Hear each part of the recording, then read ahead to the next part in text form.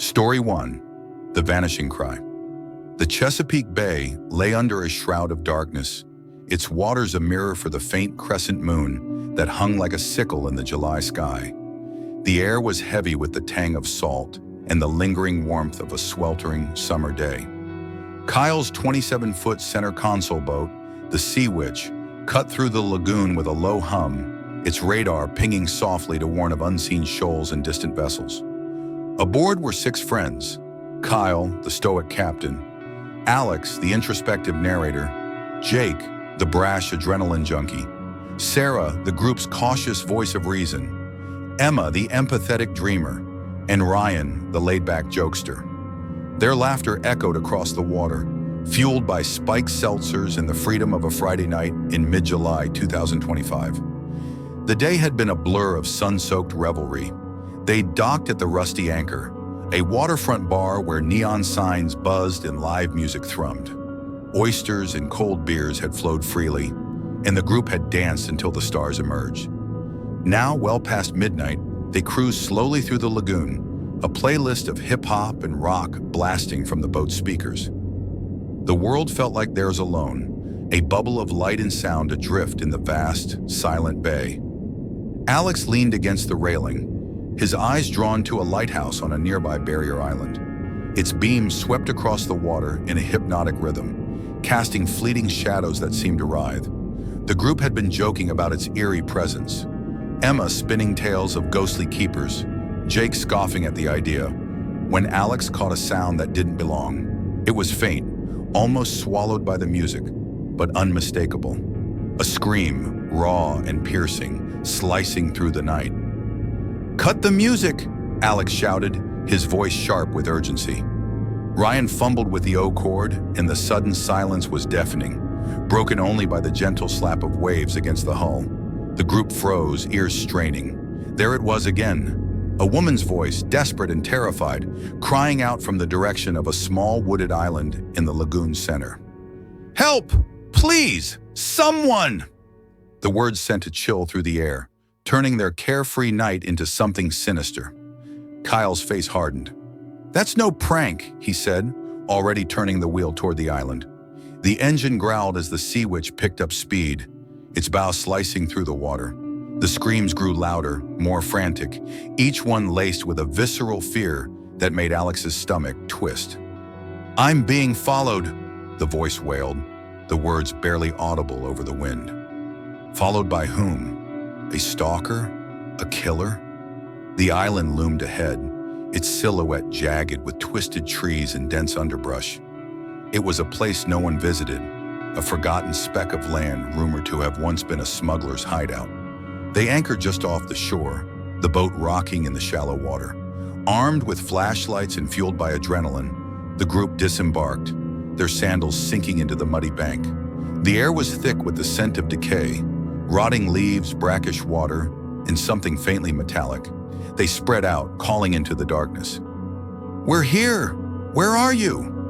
Their voices echoed, unanswered, except for the rustle of leaves in the breeze. The island was small, barely a half-mile across, but its tangled foliage made it feel like a maze. Thorny vines snagged at their clothes and roots threatened to trip them with every step. Alex's flashlight caught glints of debris, a rusted beer can, a frayed rope half buried in the dirt.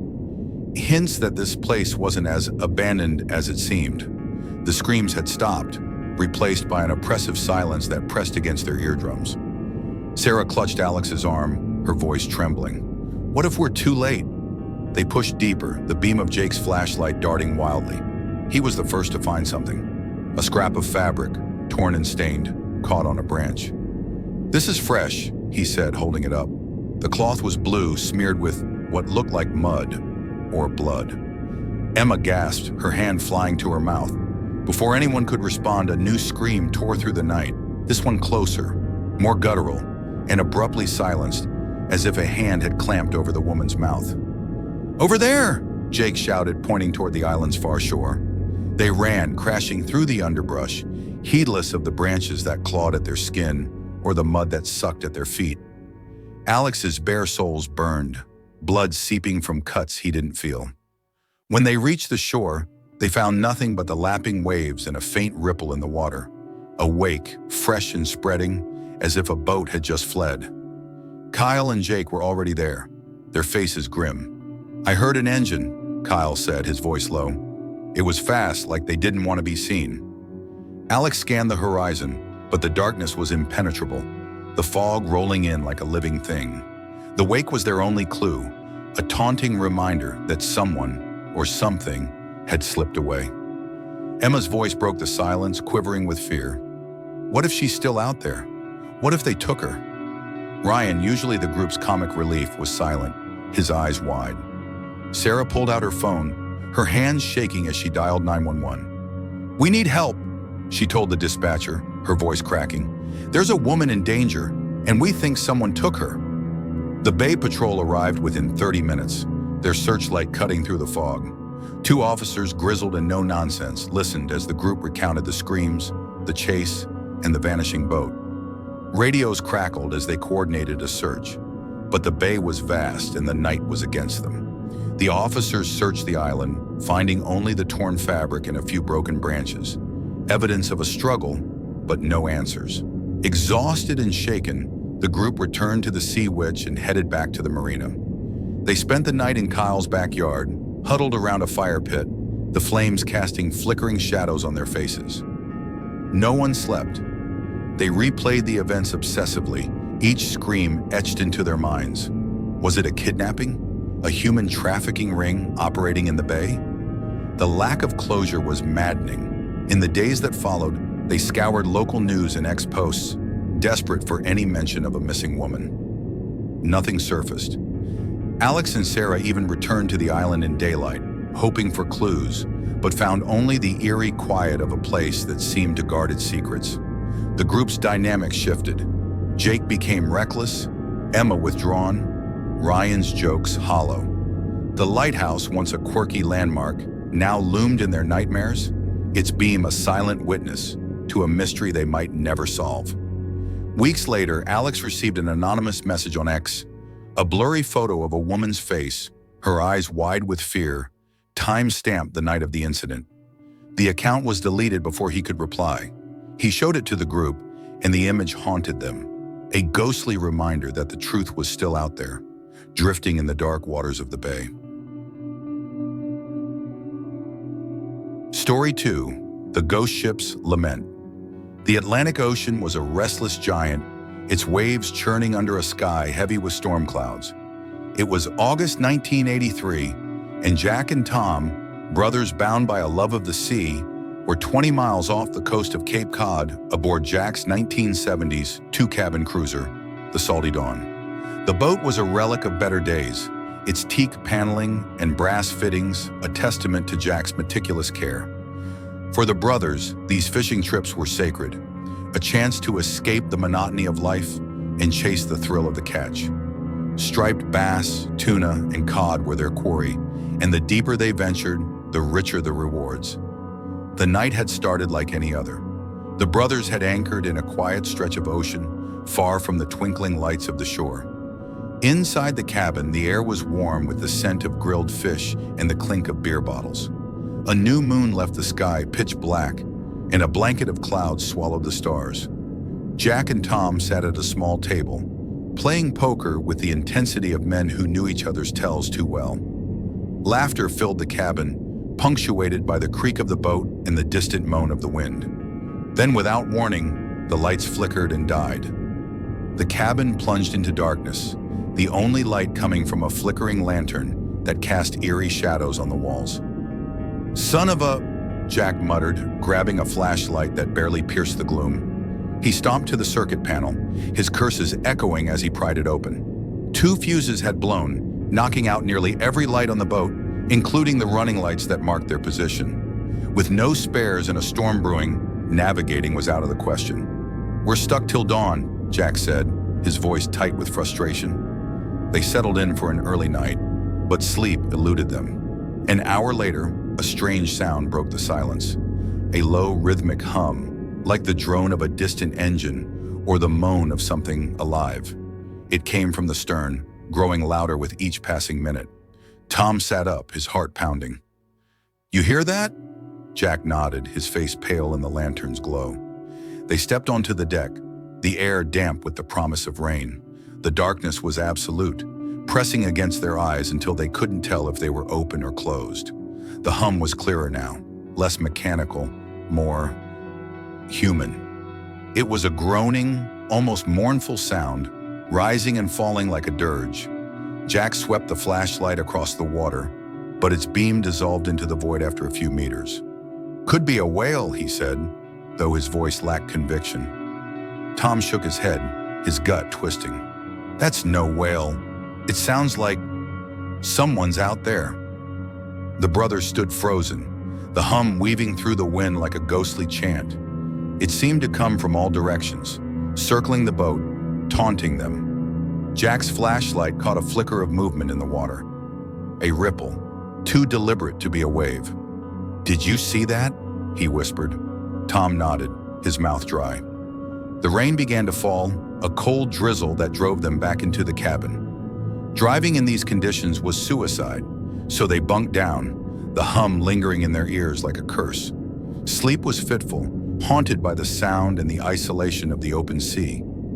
At one point, Tom woke to a faint scratching against the hull, like fingernails dragging across fiberglass.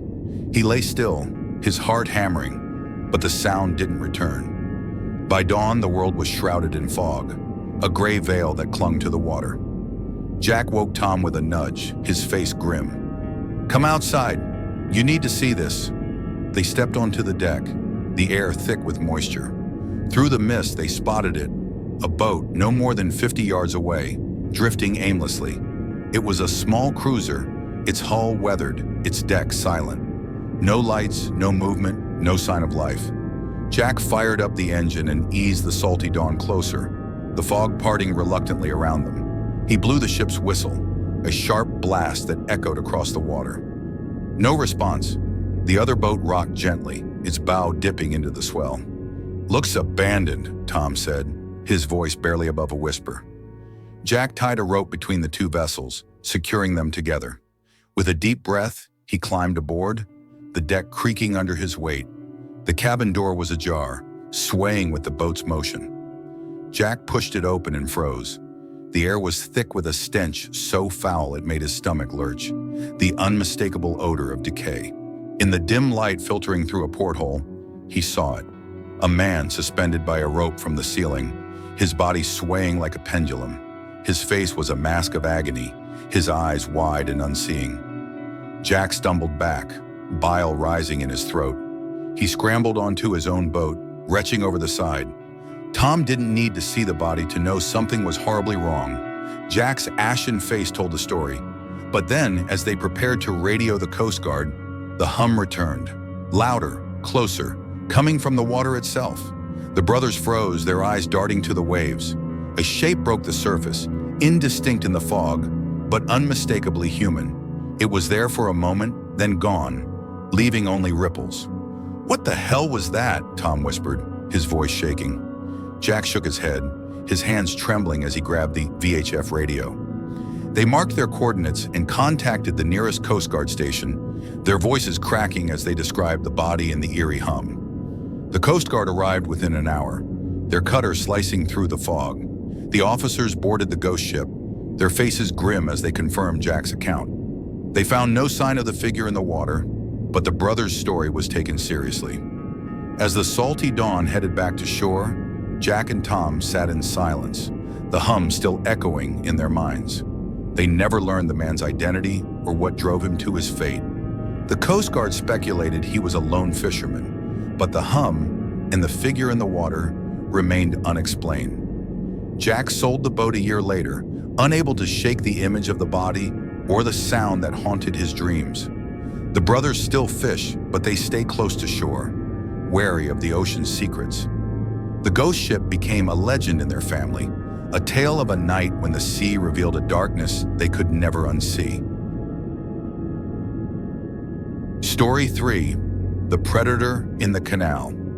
The Florida sun blazed over the private canal, turning the water into a ribbon of molten gold. The house at the canal's end was a Mediterranean masterpiece, Its white stucco walls and red-tiled roof, a symbol of opulence in a gated community where wealth bought solitude.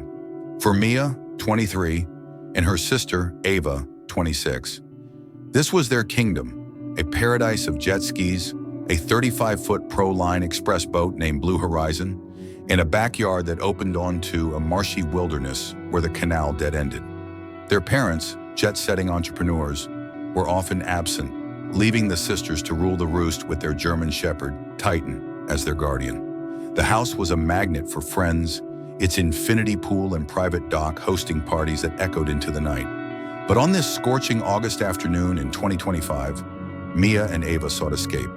They fired up their jet skis, the engines roaring as they sped down the canal, the wind tangling their hair. 15 minutes later, they burst into the bay, a turquoise expanse dotted with yachts and fishing boats. They weaved through the waves, the spray cooling their sun-kissed skin, their laughter ringing out like a siren's call. After an hour of riding, they paused in the middle of the bay, their skis bobbing gently. The horizon stretched endlessly, a promise of freedom. But that illusion shattered when a medium-sized boat approached, its engine idling as it drew near.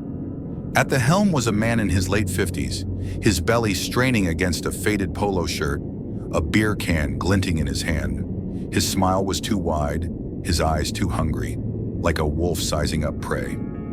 "Well, hello there," he called, his voice dripping with false charm. "Those are some fine jet skis.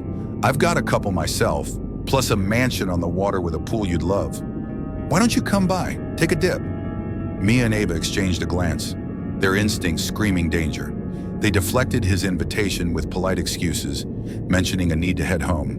But he pressed, his questions probing. "Where are you girls from? Got a place around here?" Ava revved her jet ski, her jaw tight. "We're from the area," she said vaguely, forcing a smile. They waved goodbye and sped off, their laughter tinged with unease as they put distance between themselves and the stranger.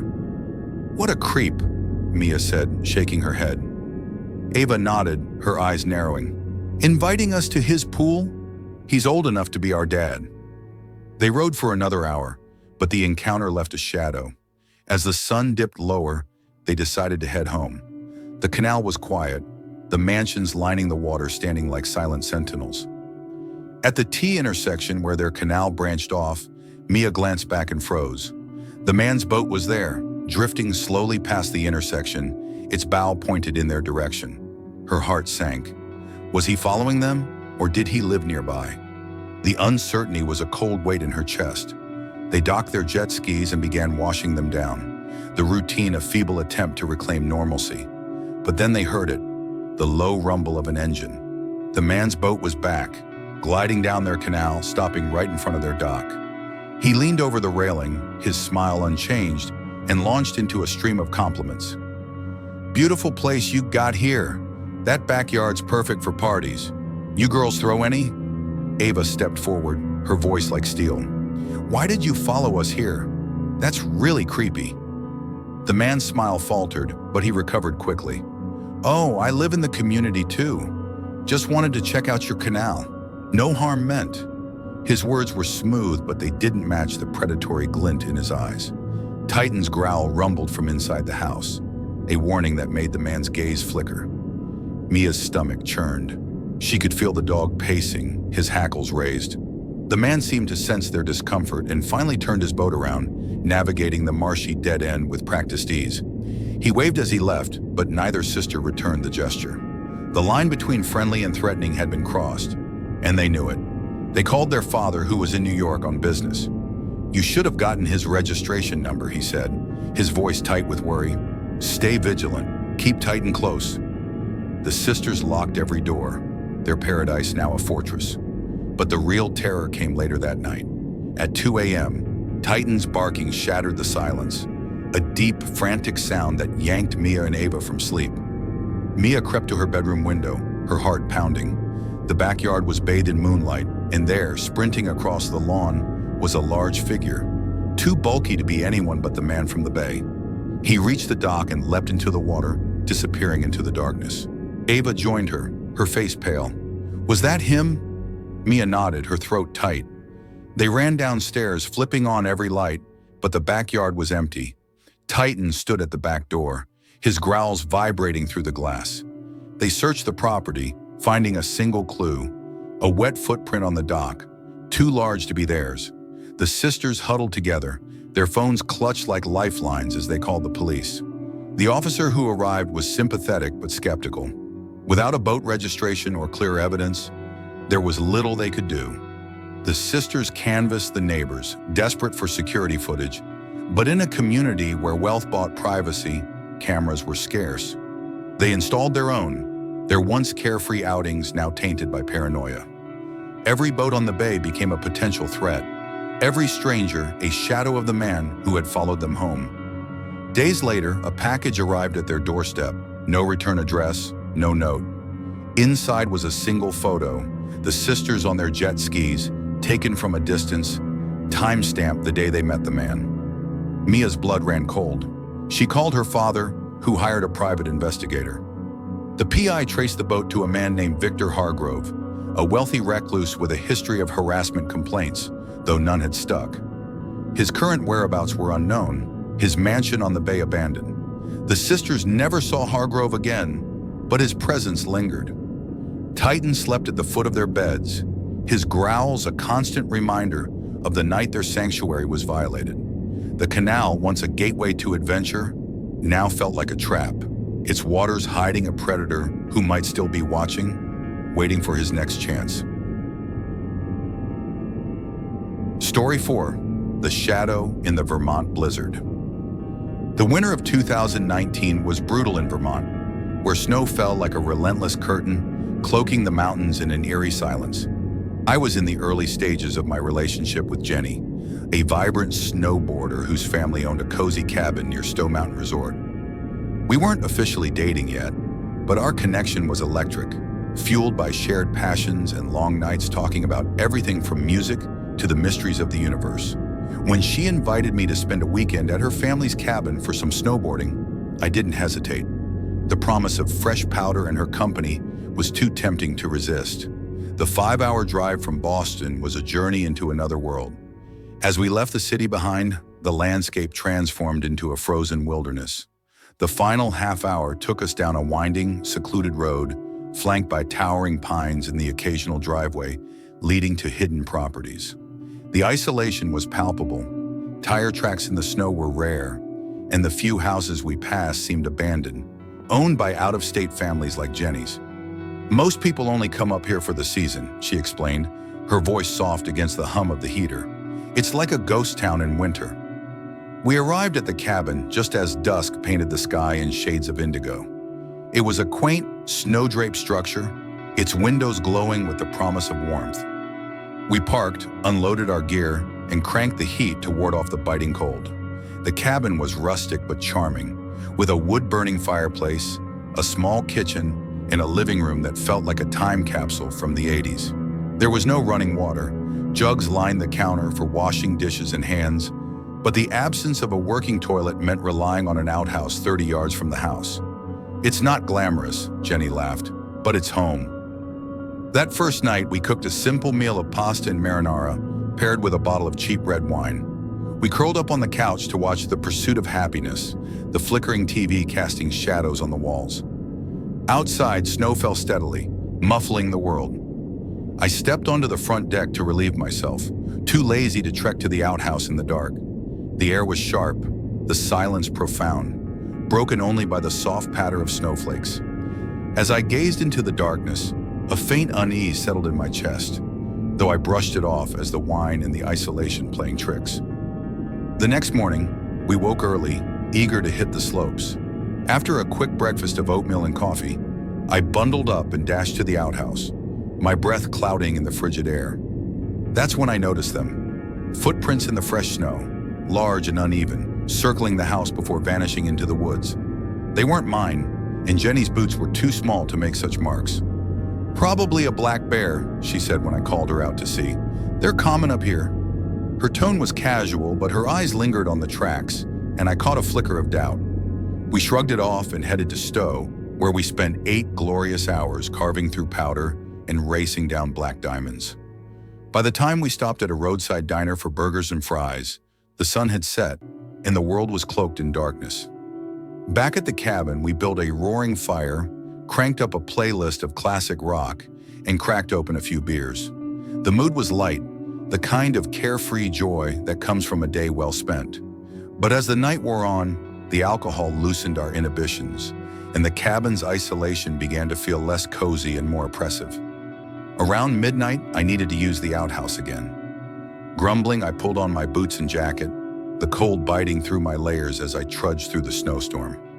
Inside the outhouse, I slammed the door against the wind, the faint thump of music from the cabin barely audible. Then over the howling storm, I heard it, the unmistakable crunch of footsteps in the snow, slow and deliberate, passing just outside. "Jenny?" I called, my voice sharper than I intended.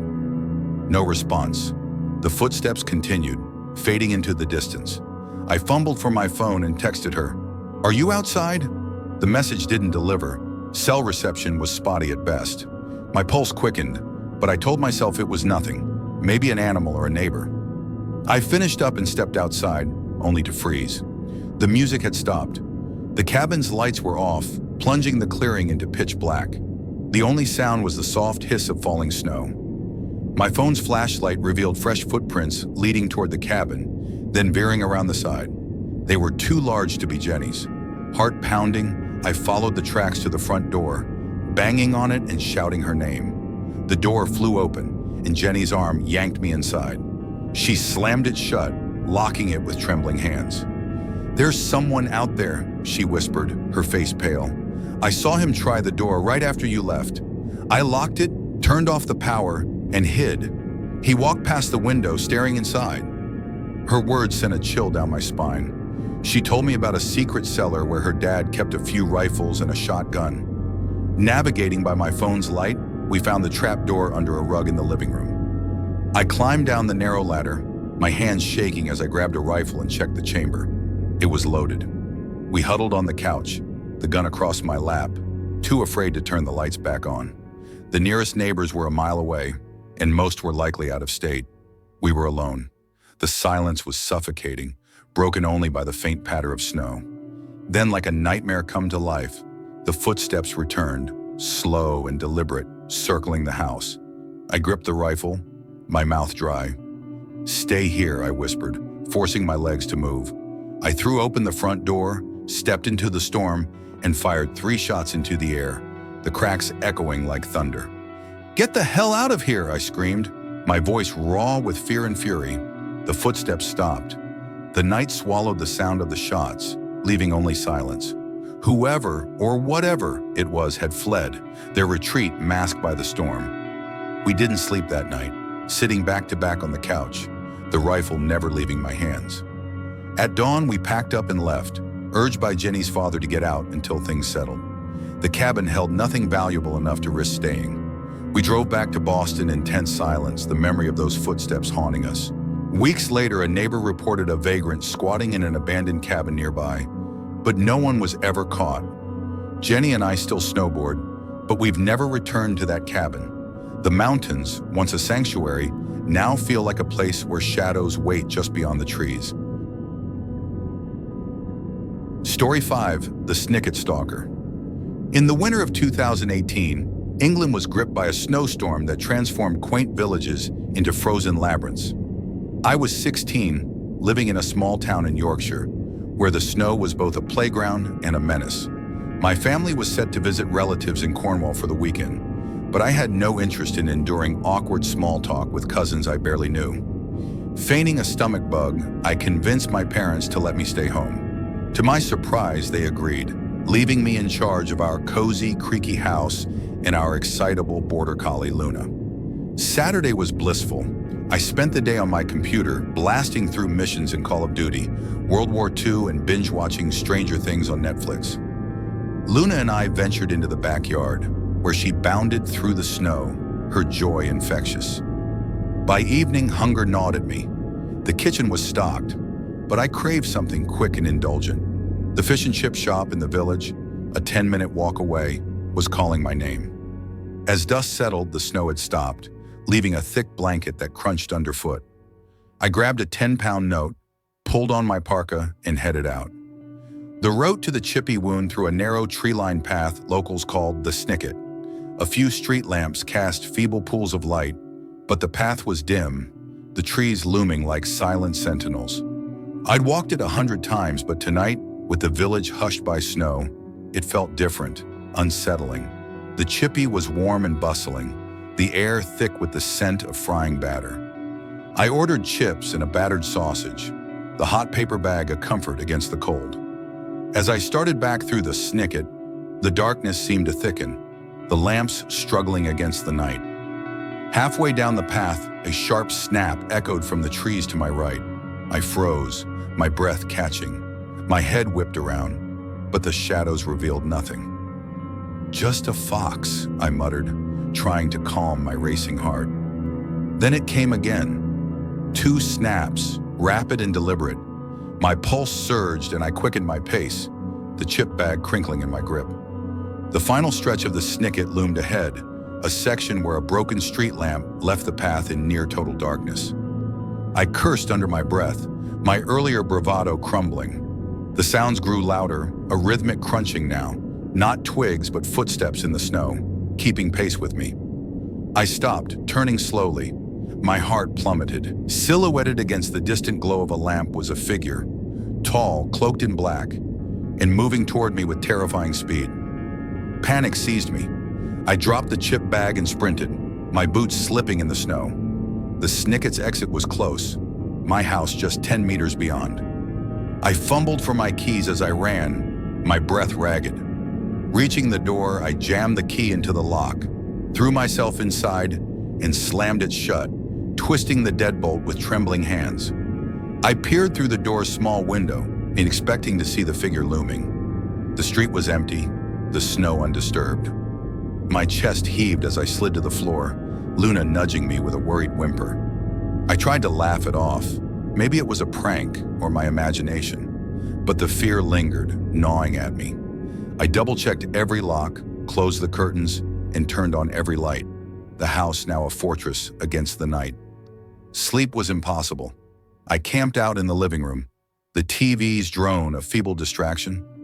Around midnight, Luna erupted, barking furiously at the back door, her hackles raised. My stomach twisted. I knew what she sensed, even if I didn't want to admit it. Steeling myself, I crept to the door, peering through the glass. The backyard was dark, the motion sensor light off. I flicked it on, expecting to see nothing. The garden was empty, the snow pristine except for a single set of footprints leading from the fence to the back door. My blood ran cold. I hadn't gone out back since morning, and I'd entered through the front. The realization hit like a sledgehammer. Someone had been here, standing at my door, while I sat oblivious in the living room. Then I felt it, a faint draft on my face. My eyes darted to the back door. It was ajar, the lock disengaged. I hadn't checked it earlier, assuming it was secure. The house's layout offered 3 paths from the back entrance: the kitchen, the stairs, or the living room where I stood. As I backed away, a soft thump came from upstairs, unmistakable in the silence. Terror propelled me into action. I grabbed Luna's collar, snatched my phone, and bolted out the front door, sprinting to the neighbor's house. I rang their bell repeatedly, the sound shrill in the quiet night. Mr. Thompson, a gruff retiree, answered, his anger melting into concern when he saw my face. I stammered out the story, and he ushered me inside, calling the police. The snow delayed their arrival, but when they came, they searched the house top to bottom. They found nothing. No intruder, no signs of theft. The footprints in the backyard were already filling with fresh snow, but a grainy CCTV clip from a neighbor's camera showed a figure fleeing through the back garden moments after I'd left, vaulting the fence and vanishing into the woods. The police promised to investigate, but no one was ever caught. I stayed with the Thompsons until my family returned, Luna glued to my side. We installed new locks and a security system, but the violation lingered. Somewhere out there, someone knows where I live, and the snow, once a source of joy, now carries the weight of that night's terror. Story 6. The Intruder in the Storm. At 27, I'd settled into a life shaped by responsibility and loss.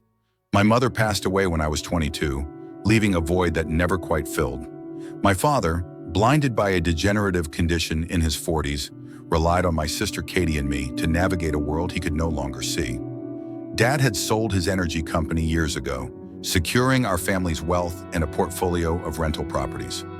While he lived independently in a one-story condo 10 minutes from our childhood home, I managed the properties, balancing tenants' needs with my own career as a freelance graphic designer. It was January 2024 when a blizzard swept through our Connecticut town, blanketing the streets in white and grounding most of the population. Katie was at her boyfriend's place 30 minutes away, leaving me alone in our sprawling family home. The storm's ferocity was mesmerizing, snow piling against the windows as the wind howled like a living thing. Around 8 p.m., I thought of Dad, picturing him in his condo, stubborn and self-reliant but vulnerable in such conditions.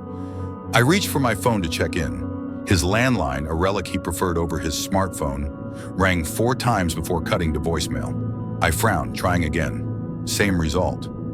Dad was meticulous about answering calls, especially from us. I waited 5 minutes, pacing the living room, then called once more. No answer. Unease coiled in my gut. I dialed Katie, asking if Dad had mentioned going out. "In this weather?" she said, alarmed. "No way." The thought of him wandering in a blizzard was unthinkable. I grabbed my keys, pulled on my heaviest coat, and headed to my Jeep. The roads were treacherous, visibility near zero, my phone buzzing with storm warnings. The 10-minute drive stretched into 20, the world a blur of white. As I pulled into Dad's condo complex, I noticed footprints in the snow leading to and from his door. Relief flickered. He'd been out and back, but it was quickly overshadowed by doubt. Why hadn't he answered? I knocked, calling, "Dad, it's me!" No response. A neighbor, Hannah Laura, an elderly woman with a warm smile, poked her head out. "Oh, your dad's at the store," she said. "My husband drove him a few minutes ago." I thanked her, my tension easing slightly. Since I was here, I decided to wait inside. I reached for my key but tried the doorknob first, a habit from years of nagging Dad about locking up. To my dismay, it turned easily. "Damn it, Dad," I muttered. He never locked the door, despite my warnings. Inside, the condo was dark, the air heavy with the scent of melted snow. My eyes caught something odd. Wet tracks on the hardwood, leading from the entrance past the living room to the hallway toward Dad's bedroom. "Dad?" I called, my voice echoing in the silence. No answer. The tracks were fresh, the snow still glistening. My mind raced. Hannah Laura said he was out, so who made these? I followed the tracks, my boots squeaking on the floor. "Dad!" I called again, louder. The condo was small, the layout familiar, but tonight it felt alien, the shadows too deep. I dialed Dad's cell, and a faint ring came from his bedroom. Relief surged. Maybe he was home, but it was short-lived. I stepped into the room, empty except for his phone vibrating on the nightstand.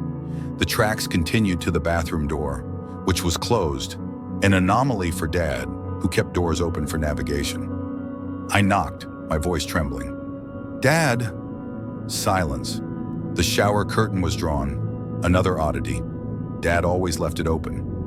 My heart pounded as I gripped the doorknob, every horror movie I'd ever seen flashing through my mind. I opened the door slowly, bracing for the worst. The bathroom was empty, but the closed curtain loomed like a warning. I didn't touch it. Instead, I backed out, shut the bathroom door, and retreated to the front entrance, locking it behind me. My hands shook as I dialed 911. "I think someone's in my dad's condo," I told the dispatcher, my voice steady despite the panic clawing at me. I waited outside, snow piling on my shoulders, watching the only exit. The police arrived faster than I expected, their lights cutting through the storm. We entered together, moving swiftly to Dad's room. There on the bed sat a man, hands raised in surrender. He was middle-aged, disheveled, his eyes wide with resignation. The bathroom was empty now, the curtain open, as if he'd known we were coming and abandoned his hiding spot. Dad arrived 10 minutes later, bewildered but unharmed, dropped off by Hannah Laura's husband. The intruder, a resident from a nearby unit, had been watching Dad's routine, waiting for a chance to rob him. He'd slipped in through the unlocked door, unaware I'd show up. Dad, ever the optimist, hesitated to press charges, but Katie and I insisted. The man was charged with burglary and remains in jail. The incident shook us. Dad finally agreed to lock his door, and we installed a security system. But the violation lingers, a reminder that even in a storm, danger can find its way inside.